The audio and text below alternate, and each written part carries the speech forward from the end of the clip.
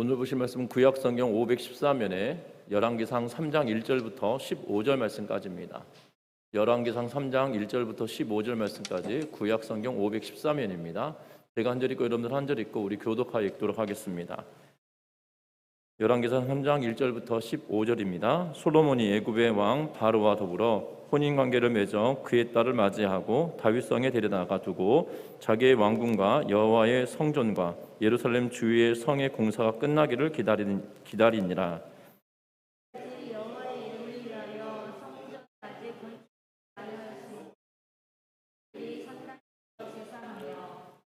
솔로몬이 여호와를 사랑하고 그의 아버지 다윗의 법도를 행하였으나 산당에서 제사하며 분향하더라.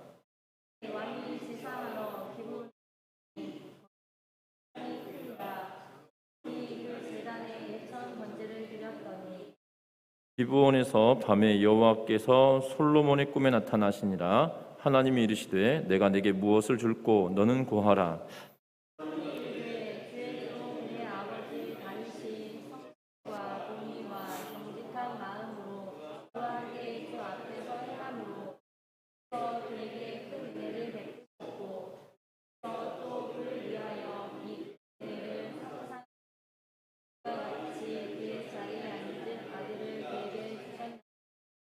나의 하나님 여호와여, 주께서 종으로 종의 아버지 다윗을 대신하여 왕이 되게 하셨사오나 종은 작은 아이라 출입할 줄 알지 못하고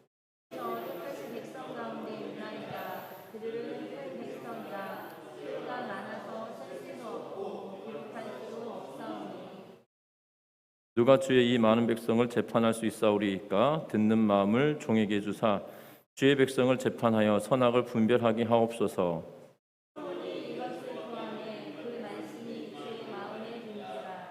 이에 하나님이 그에게 이르시되 내가 이것을 구하도다. 자기를 위하여 장수하기를 구하지 아니하며 부도 구하지 아니하며 자기의 원수의 생명을 멸하기도 구하지 아니하고 오직 송사를 듣고 분별하는 지혜를 구하였으니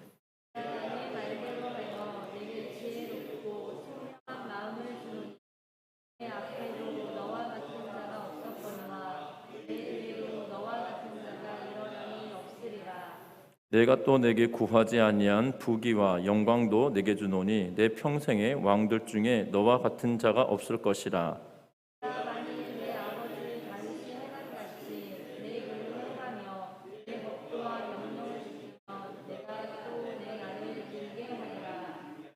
같이 읽습니다. 솔로몬이 깨어보니 꿈이더라. 이에 예루살렘에 이르러 여호와의 언약궤 앞에 서서 번제와 감사의 제물을 드리고 모든 신하들을 위하여 잔치하였더라. 아멘. 우리 서로 인사 나누고 말씀 나누겠습니다. 사랑하고 축복합니다. 대한민국의 20대 대통령 선거가 2022년 3월 9일에 실시가 되어집니다. 2017년 5월 10일에 취임하였던 문재인 대통령의 후임자로 차기 대한민국의 대통령을 선출하는 선거입니다. 개정된 선거법은 만 18세 이상 되어지는 지금 고등학교 2학년 학생부터 2004년도 3월 11생부터 선거에 참여가 가능하다고 하는데요. 그래서 내년 대통령 선거 때문에 지금도 끊임없이 각 당에서 후보자들을 선출하고 있는 과정 중에 있는 걸 보게 됩니다. 더불어민주당은 이재명 전 경기지사를 이 대통령 후보로 선정하였고, 그리고 국민의힘은 11월 5일 이후로 후보자가 결정될 걸로 보여집니다. 그리고 정의당은 심상정 후보를 대통령 후보로 내어 놓았고요.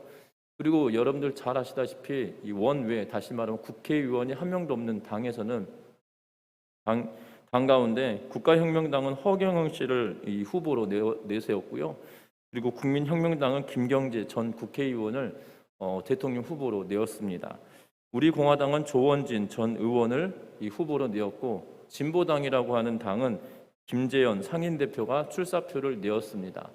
여기에뿐만 아니라 이 문재인 정부의 초기에 경제부총리를 역임하였던 김동연 전 부총리도 대통령에 출마하여서 이 수많은 사람들이 있는 걸 보게 되고, 방송이나 언론을 통해서 공개된 사람 말고도 아마 대통령 선거를 준비하는 사람들이 더 있지 않겠나라는 생각이 들어집니다. 그래서 내년에는 3월 9일에 대통령 선거를 하게 되고, 그리고 또 5월이면 내년에 이 지방의회나 지방자치단체들 지방선거가 있을 그런 이 예비되어져 있는 걸 보게 되는데, 어찌되었든 이 내년 한 해 동안 참으로 이 선거 때문에 내년 봄에는 굉장히 소란스럽지 않겠나라는 생각이 들어집니다.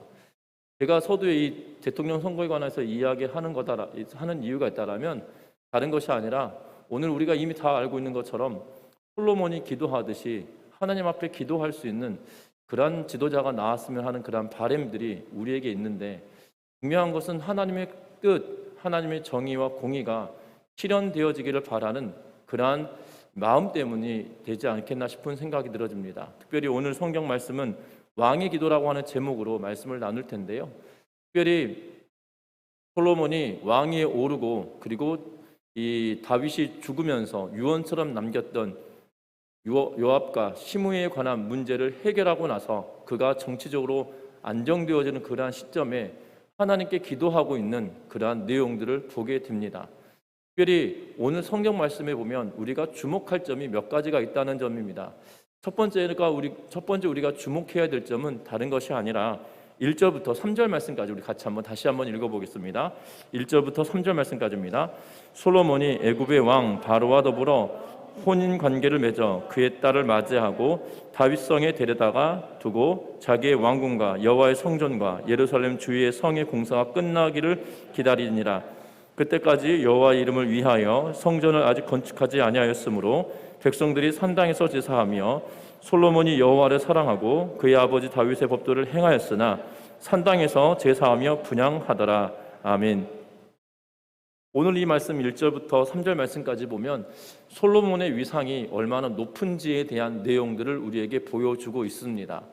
특별히 1절 말씀에 보면 솔로몬이 애굽의 왕 바로와 더불어 혼인 관계를 맺어서 바로의 딸을 그의 부인으로 맞아서 다윗의 성에 데려다 놓고 있는 것을 보게 되어집니다. 특별히 이 솔로몬이 장인이 된 바로는 21왕조라 불려지는 이 시아문이라 불려지는 그런 바로로 보여지고 그의 딸을 부인으로 맞아들이고 있는 것을 보게 됩니다. 특별히 여러분들, 애굽은 당시 최강대국 가운데 하나였습니다. 이 애굽이라고 하는 나라가 얼마나 강대했는지 끊임없이 이 이집트, 애굽에서부터 북아프리카에 있는 이집트로부터, 그리고 아수르와 바벨론과 끊임없이 경쟁자 관계에 있었던 걸로 보게 됩니다. 그래서 아수르의 침략과 또한 바벨론의 침략 등을 애굽을 통해서 막으려고 하였던 유다의 왕들에 대한 모습들을 우리는 보게 되어지거든요. 어찌되었든 애굽이라고 하는 나라는 당대의 가장 큰 나라들 가운데 하나였습니다. 그리고 그 영향력은 우리가 상상하는 것보다 더 클 거라 생각이 들어집니다. 그런데 그러한 나라에서 지금 솔로몬을 뭐로 맞아들이고 있냐면 사위로 맞이하고 있는 것을 보게 됩니다. 다윗이 영토를 넓히는 그러한 일들로 말미암아 어찌 보면 이스라엘로 인하여서 고대 근동아시아의 이 맹주처럼 다윗이 그 지역을 이 맹위를 떴었을 텐데요. 그러한 이유에서인지 솔로몬이 애굽의 사위로 들어가게 되어지는 것을 보게 된다는 겁니다. 그런데 우리가 알아야 될 것은 안타까움이라는 거죠. 그의 부강함이, 그의 얼마나 높은 위상이 얼마나 높아졌는지 애굽의 왕이 그를 사위로 삼았다는 것이고, 또한 솔로몬이 나라를 안정하고 외교 정책을 안정시키기 위하여 애굽의 왕과 혼인 관계를 맺음으로 인하여 정책을 안정시켜 가고 있는 그런 모습을 보게 된다는 겁니다. 우리가 지난 시간까지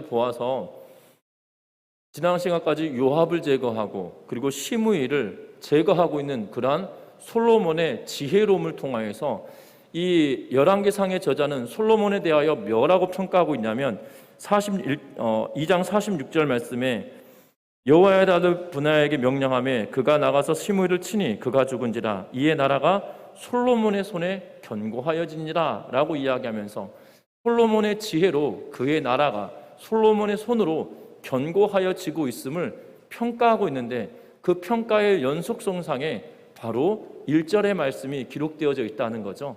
다시 말하면 솔로몬의 이스라엘이라고 하는 나라의 국가적인 위상이 높아져서 솔로몬이 애굽의 왕과 혼인 관계를 맺음으로 애굽의 사위의 역할을 하게 되고, 애굽의 바로의 딸을 부인으로 삼음으로 인하여서 애굽과는 동등하고 동맹적인 그러한 입장을 놓게 하는 그러한 모습을 보게 된다는 겁니다. 그런데 잘 알아야 될 것은 3절 말씀이에요. 3절 말씀 같이 한번 읽어보겠습니다. 솔로몬이 여호와를 사랑하고 그의 아버지 다윗의 법도를 행하였으나 산당에서 제사하며 분향하였더라. 아멘. 솔로몬은 누구를 사랑한다고요? 여호와를 사랑하였다라고 이야기합니다. 그리고 그의 아버지 다윗의 법도를 뭐 했다고요? 준행하였다. 법도대로 행하였다. 하나님을 사랑하고 다윗이 말했던 대로 그것을 지키면서 하나님을 사랑하기로 결정하고 살아가고 있다는 겁니다. 그런데 하나님을 사랑한다라면 하나님의 말씀에 귀를 기울이는 삶을 살아야 되겠죠. 분명한 것은 하나님은 이방 여인에 대하여 이 차별적인 모습을 나타내고 있지는 않습니다. 그런데 잘 알아야 될 것은 하나님은 그럼에도 불구하고 이방 여인들과 결혼하지 말라고 하는 이유들이 있었지요. 그것은 다른 것이 아니라 그들이 우상 숭배함으로 하나님을 멀리하게 되어지는 문제가 발생하기 때문이라는 거예요. 하나님을 의지하고 하나님을 경외하여서 하나님께로 오는 이방 여인에 대하여 하나님은 한없는 긍휼을 베풀어 주셨다는 겁니다. 우리가 너무나도 잘 알고 있는 유다의 며느리이자 유다의 두 아들을 낳았던 다말도 이방 여인입니다. 그리고 우리가 잘 알고 있는 기생 나합도 이방 여인입니다. 심지어 멸절시키라고 하였던 가나안 땅의 민족 가운데 한 명이었다는 거죠. 그럼에도 불구하고 또한 여리고 성이 무너져서 모든 사람이 죽임을 당해야 되는, 심지어 그곳에 있는 짐승들까지도 다 죽임을 당해야 되는 헤렘이라고 하는 그러한 역사적인 하나님의 징계하심이 그 가운데 있음에도 불구하고 하나님을 경외하였던 라합과 그의 가족은 하나님께서 살려주셨음을 성경은 분명하게 말합니다. 뿐만 아닙니다. 룻도 마찬가지로 다윗의 가문의 룻도 모함 여인이었다는 거예요. 그러나 중요한 사실은 애굽의 공주였던 바로의 딸이 솔로몬과 결혼함으로 다윗 가문에 들어오게 되어지는데, 이것은 한 번 더 고민해 봐야 될 문제가 아니겠나 싶습니다. 하나님을 사랑한다고 하면서도 결국에는 이방 여인을 데리고 들어오는데, 결국 그의 지혜로 외교 정책을 안정화시키고 또한 국가적인 정책들을 안정시키려고 하는 그의 지혜가 있는 것처럼 보여지나, 분명한 것은 그것은 하나님이 기뻐하지 않으실 일임에도 불구하고 그 일들을 시행하고 있다는 거죠. 어떻게 보면 우리의 모습과 솔로몬의 모습은 닮아 있는 것 같습니다. 내가 하나님을 사랑합니다 라고 말을 하고, 내가 하나님의 법대로 살기를 원합니다 라고 말을 함에도 불구하고 여전히 세상 가운데 한쪽 다리를 내어놓고, 마치 솔로몬이 이방 여인을 취하여 부인으로 삼아놓고 이것이 잘 되어지기를 바라는 마음으로 하고 있는 모습과 우리의 모습은 닮아 있는 것처럼 보여진다는 거예요. 그러나 중요한 사실은 하나님이 기뻐하시는 일 가운데 우리가 전심으로 나아가는 은혜가 있으시기를 주의 이름으로 부탁드립니다. 특별히 솔로몬은 이것의 시작으로 말미암아 이방신들을 이스라엘 땅 가운데 들어오게 하는 계기가 되었고요, 시작점이 되어졌다는 사실이에요. 결국 그가 하나님을 멀어지게 하는 일 가운데 이것이 시작점이 되어졌다는 사실입니다. 이방 여인이었던 애굽의 왕 바로의 딸을 데려오면서 그로 하여금 하나님을 소개하고 하나님을 믿도록 만든 것이 아니라 그들의 신을 섬기게 함으로 말미암아 이스라엘 땅에 이방 신을 섬기게 하는 시작점이 되게 만들었던 그런 사건들을 보는데, 저와 여러분들도 정말 전심으로 하나님을 사랑하며 나아가는 은혜가 있으시길 바랍니다. 세상 가운데 한쪽 발을 두고 하나님을 사랑하는 것이 아니고요, 전심으로 온 마음과 뜻과 정성을 다하여 하나님을 섬기는 은혜가 저와 여러분들 가운데 충만하여지시기를 주의 이름으로 부탁드립니다. 그래서 솔로몬은 그의 위상에 올라가고 또한 아버지가 물려주신 그러한 굳건한 터 위에 나라를 세워져 가고 있는데요. 그럼에도 불구하고 참으로 감사한 일은 그가 기도하고 있는 모습을 보게 된다는 겁니다. 4절 말씀 같이 한번 읽어봅니다. 4절입니다. 이에 왕이 제사하러 기브온으로 가니 거기는 산당이 큼이라 솔로몬이 그 제단에 1,000번제를 드렸더니 아멘. 지금 기브온이라고 하는 산당에 올라가서 솔로몬이 제사를 지내게 됩니다. 그런데 그 기브온이라고 하는 곳에 가서 제사를 지내는데 그 이유가 무엇입니까? 거기에 산당이 크기 때문이다라고 이야기하고 있어요. 여러분들 생각해 보십시오. 다윗이 성막이 볼품없어진 것을 이유로 뭐 하기로 결정합니까? 성전을 짓기로 결정합니다. 그런데 그때만 하더라도 여전히 성막, 회막이 남아져 있었다는 거예요. 여러분, 하나님을 섬기는 곳이 남아있다는 거예요. 그것이 낡고 누추해져 버렸지만 그것이 400년 가까운 시간 동안 여전히 견고하게 있었다는 거예요. 비록 낡고 퇴색되어졌고 또한 이 낡아 보여서 성전을 지어야 되겠다는 마음이 들 만큼 낡아진 그런 천막이 남아있으나 그럼에도 불구하고 그것이 예배의 장소로 하나님의 임재하는 것으로 남아있는 것임에도 불구하고 지금 어디에서 이 제사를 지내고 있습니까? 기브온 산당이라고 하는 곳에 가서 제사를 지내고 있는 것을 보게 된다는 거죠. 그리고 그것이 당시 그것이 그들의 문화였던 걸로 보여진다는 거예요. 그럼에도 불구하고 여기서 몇 번의 제사를 지내고 있습니까? 1,000번제를 드리고 있는 것을 보게 되어집니다. 성경학자들마다 이 1,000번제에 대하여서 굉장히 의견이 분분합니다. 어떤 학자들은 1,000번의 제사를 지냈다. 어떤 학자들은 1,000번의 제사를 지낸 것이 아니라 그가 많은 예배를, 많은 제물을 하나님께 드렸다. 그래서 사무엘하를 보면 사울은 천천히요 다윗은 만만이라고 하고 노래를 불렀던 사무엘상 18장 7절 말씀을 통하여서 천천히고 만만이라고 하는 이 노래처럼 여기서 1,000번의 제사를 지내면 상징적이고 하나님께 많은 예물을 드렸음을 보여주고 있는 그러한 대목이다라고 설명을 하는데요. 어찌되었든 두 의견이 굉장히 팽배하게 대립하고 있는 것을 보게 되는데 1,000번의 제사를 지냈든 아니면 많은 제물을 하나님께 드리며 하나님께 예배했든지 간에 저는 후자가 더 맞는 것 같다는 생각이 들어져요. 왜냐하면 1,000번의 제사를 드리고 그 밤에 하나님께서 솔로몬에게 꿈에 나타나고 계신 걸 보게 되기 때문에 많은 제물이지 않겠나라는 생각이 들어집니다. 여러분들 1,000번의 제사면 이스라엘 백성들이 하루에 아침과 저녁에 번제를 드려야 됐거든요. 그럼 그 번제 제물을 하나씩 제단에 태운다고 그러면 얼마의 시간이 걸리나요? 1년 반 이상 걸리는 시간이에요. 아침 저녁으로 제사를 지내고 그곳에 참여하고 있다 하더라도 국정은 언제 볼 것이며 그리고 그가 다른 일들을 어떻게 감당했을까 싶은 생각이 들어지거든요. 하루에 3번씩 하나님께 제사를 지냈다고 하면 1년이라고 하는 시간이 넉넉하게 걸리고 있는 것을 보게 된다는 겁니다. 여러분들 기억할 것은 중요한 것은 그가 하나님께 1,000번제를 드렸다고 하는 것이 그냥 양이 많은 것을 말하고 있지 않다는 사실이에요. 특별히 오늘 성경의 말씀에 보면 7절 말씀 같이 한번 읽어보겠습니다. 6절부터 7절 말씀입니다. 같이 읽습니다. 솔로몬이 이르되 주의 종 내 아버지 다윗이 성실과 공의와 정직한 마음으로 주 앞에서 행하여므로 주께서 그에게 큰 은혜를 베푸셨고 주께서 또 그를 위하여 이 큰 은혜를 항상 주사 오늘과 같이 그 자리에 앉을 아들을 그에게 주셨나이다. 나의 하나님 여호와여 주께서 종의 아버지 다윗을 대신하여 왕이 되게 하셨사오나 종은 작은 아이라 출입할 줄 알지 못하고. 아멘. 그가 하나님께 1,000번제를 드리는 이유가 뭐예요? 겸손하게 하나님께 나아가고 있음을 우리들에게 보여주고 있고요. 간절하게 하나님께 나아가고 있음을 우리에게 보여주고 있는 그러한 모습이기도 하다는 사실입니다. 그가 고백합니다. 6절에 자신이 왕이 된 것은 내 힘이 아니라는 거예요. 전적으로 뭐라고 이야기합니까?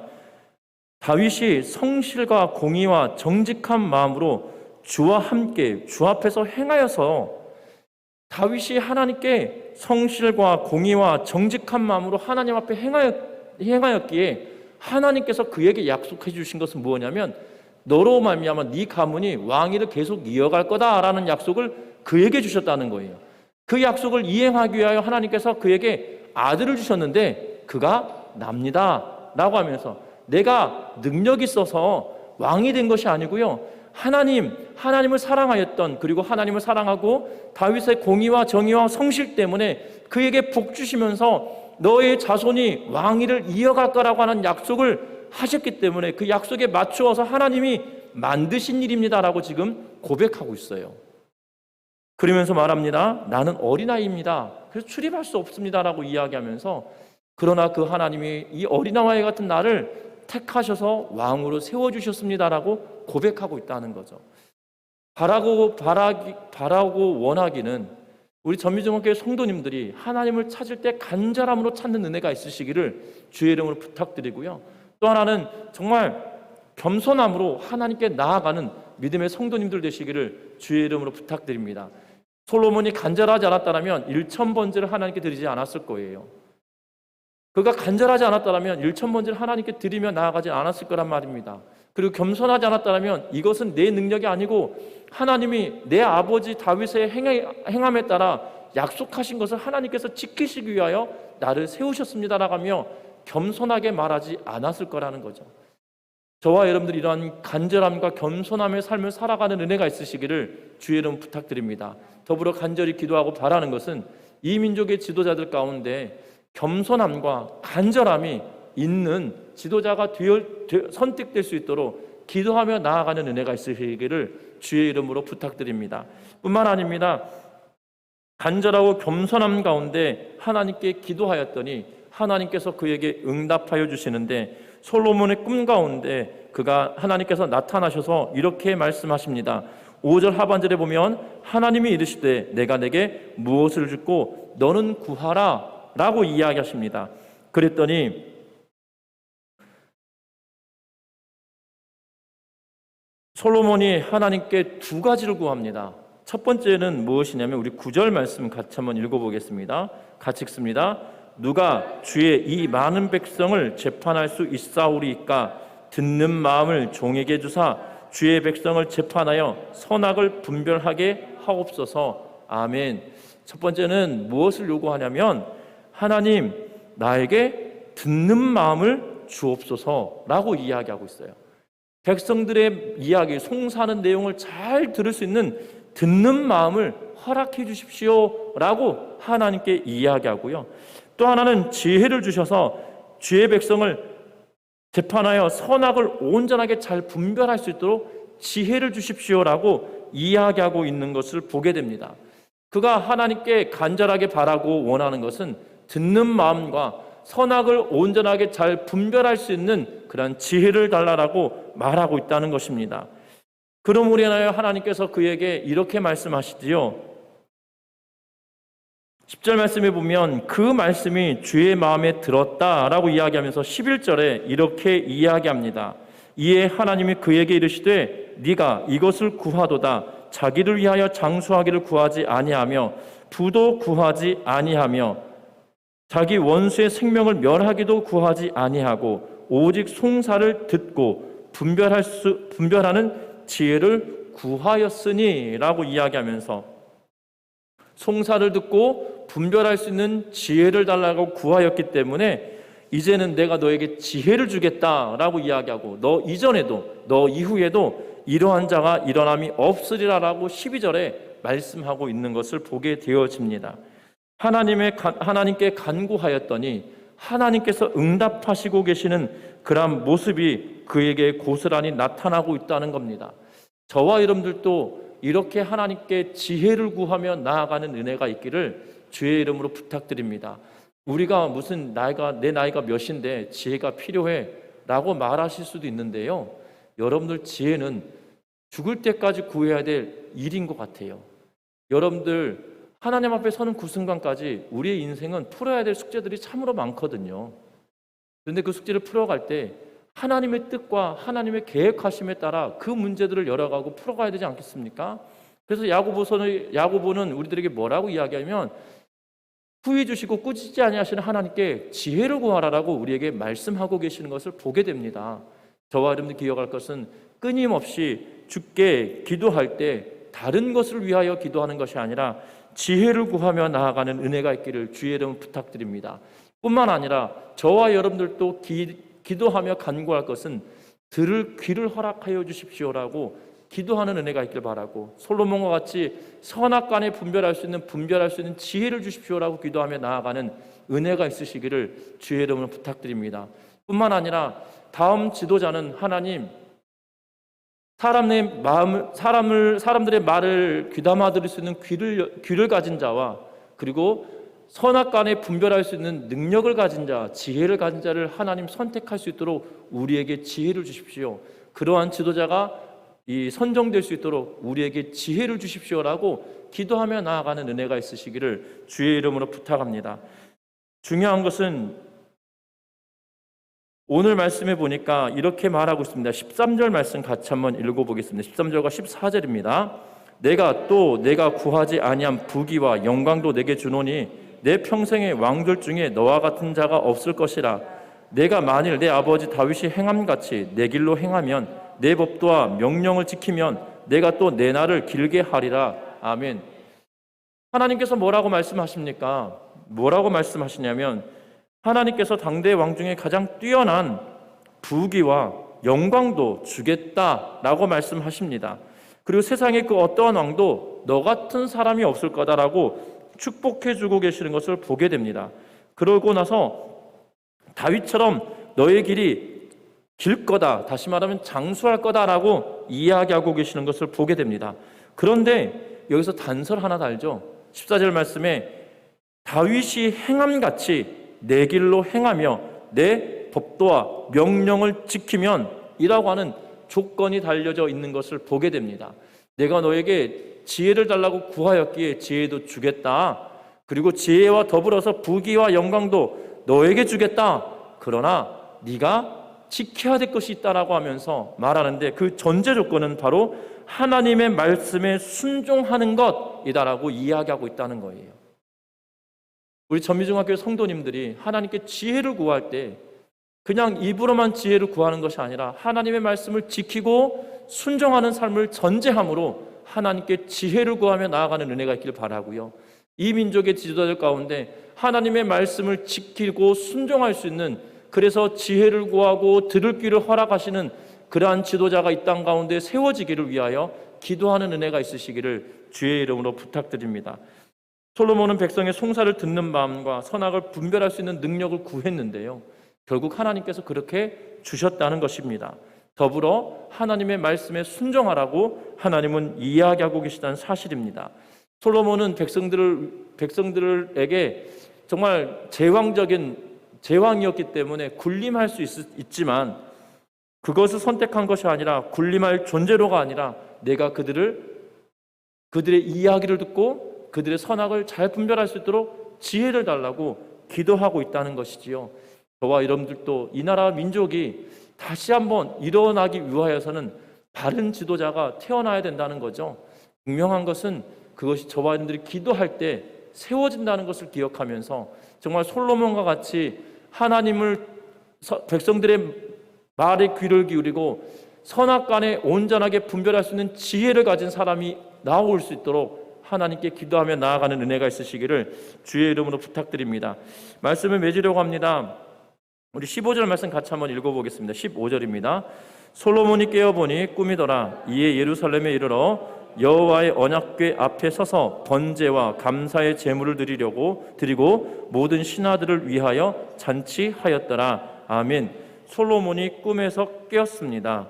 그리고 여호와의 언약궤 앞에 서서 번제와 감사의 제물을 드리고 모든 신하들을 위하여 잔치하였더라 라고 이야기하고 있는 것을 보게 됩니다.